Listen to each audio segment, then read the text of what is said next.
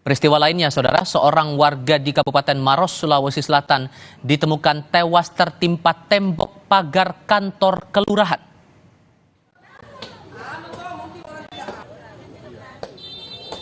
Video amatir memperlihatkan proses evakuasi salah seorang warga yang tertimpa tembok pagar kantor Kelurahan Bontoa, Kecamatan Mandai, Kabupaten Maros pada Senin pagi.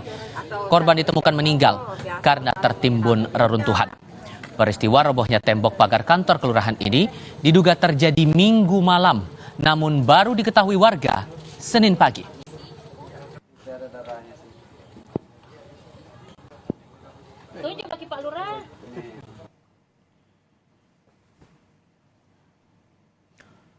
Sebelumnya, korban melewati jalan pintas di samping pagar kantor Kelurahan Bontoa, Kecamatan Mandai, Kabupaten Maros. Namun tembok setinggi 1,5 meter roboh. Setelah dievakuasi, korban ditemukan meninggal dunia dan langsung dibawa ke RSUD Kabupaten Maros. Saat ini Polsek Mandai langsung menyelidiki penyebab tembok roboh dan memasang garis polisi.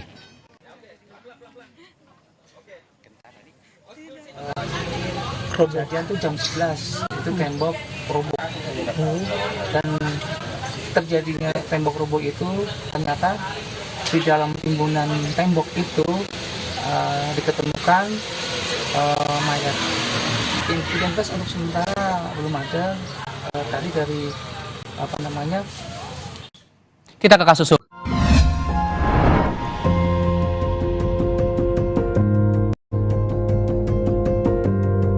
Kompas TV, Rumah Pemilu.